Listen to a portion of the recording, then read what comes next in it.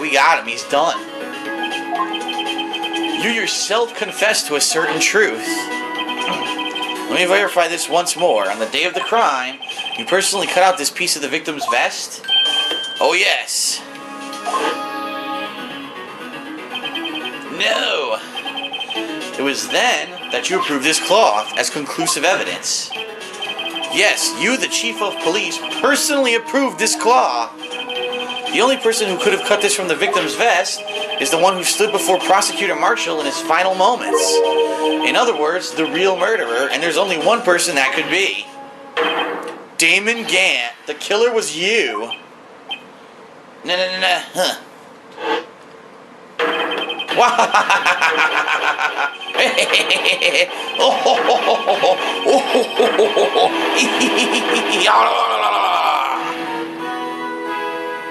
Okay. I knew I should have gotten rid of him. That good-for-nothing scum. For 2 years he's been snooping around the department trying to get something on me. Crimes are being committed every day, and he insisted on hounding me.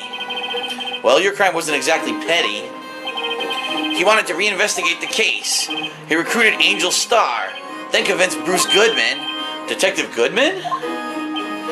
Yeah, that's right. If the evidence is transferred, I'll lose my only chance to find out the truth. Please, you've got to help me. Goodman turned him down, as he ought to. Still, Jake Marshall didn't know when to quit. He stole Goodman's ID card and tried to take the evidence. Goodman came to me that day.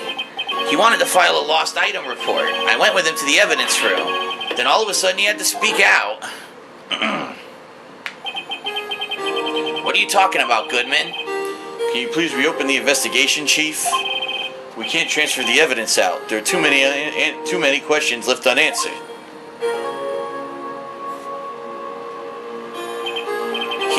He told me to open up the evidence room and take it out. It's not too late. I'll hand this to Marshall. Well, to be honest, I was a little panicked too. I had a bad feeling about it, but never knew it would come to this. That's when I saw it, that accursed knife.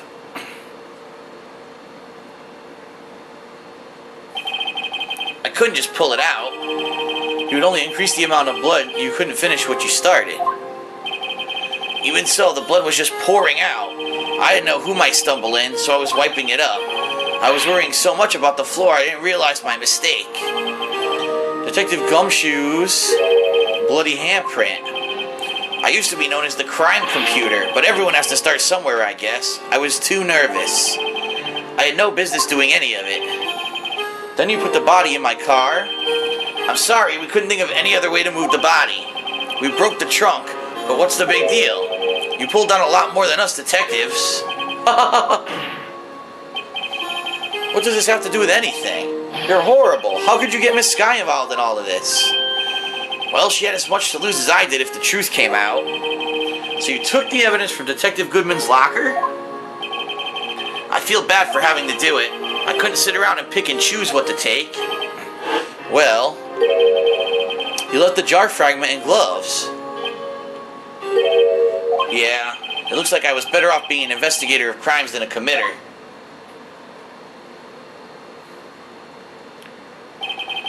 They all did their best to get in my way. I've got to hand it to them. They do their jobs well, much to my dismay.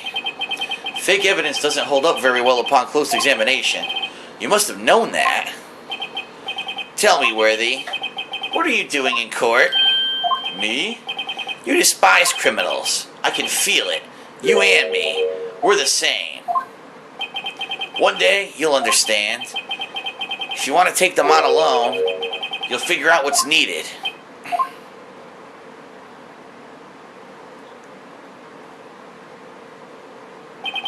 Well, looks like it's time to say goodbye.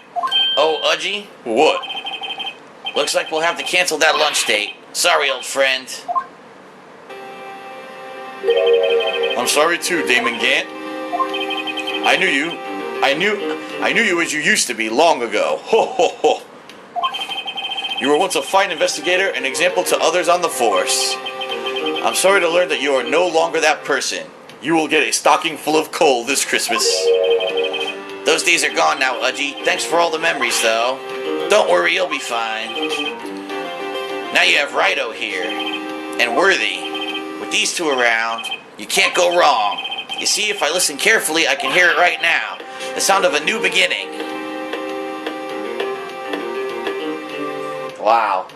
What a convoluted fucking case this was. And I stumbled upon the right answers by complete accident, giving the wrong reasoning, but they were still the right answers.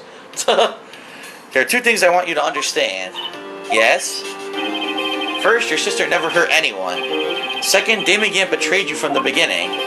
You see, Miss Sky, you no longer have any reason to keep silent. You're right. When this trial is over, I'll tell everything. All that I've done these past 2 years, from the time I had Gant help me forge evidence up until today. So, it seems all the questions raised in this trial have been answered, and we saved Christmas. I'm sorry, Miss Sky. I couldn't get you out of all your trouble. My, what high standards you have for a rookie. I can see why Mia thought so highly of you.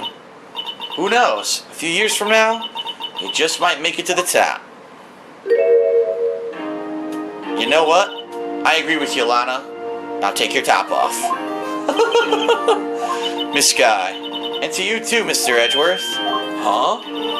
You suffered every bit as much as I have over these past few days. Believe me, I know how much of an ordeal it's been for you. Humph, it was nothing.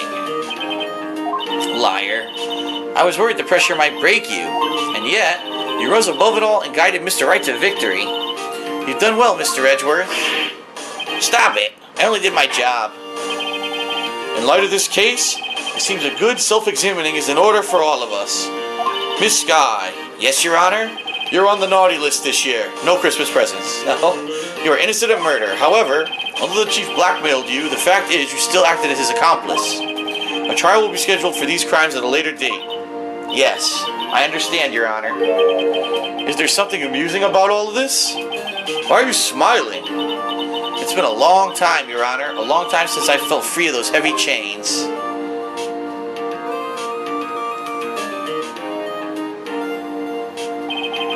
Well, this trial has gone on far too long already. Regarding the charge of murder, this court finds the defendant, Miss Lana Sky. Oh, snoochie boochies, bitches, not guilty. Huzzah, huzzah, throw the fucking confetti, boys. Let's make this shit rain. That is all. This court is adjourned. Merry Christmas to all, and to all a good night. February 25th, 5:02 p.m. District Court. Defendant Lobby Number 2. At long last, it's finally over. Emma? Why the long face? I'm sorry your sister didn't get completely off the hook, but at least she wasn't convicted for a murder she didn't commit. No, that's not it. Just now, after the trial ended. I can see why Mia Faye thought so highly of you. I owe you my thanks, Mr. Wright. And to you, Mr. Edgeworth. You suffered every bit as much as I have over these past few days. You've done well. You know, I did my best too, but Lana didn't say a single word to me. Hope I'm not interrupting anything. Every time this guy fucking shows up. Oh, guess I am. I'll come back later.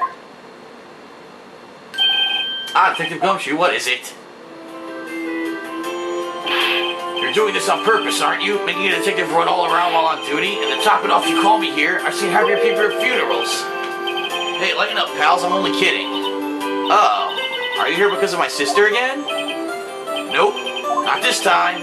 I came today because of you, pal. Me? That's right. I thought you'd like to see someone. Lana! Should you be doing this? She's still under arrest, you know. Well, I won't tell if you won't.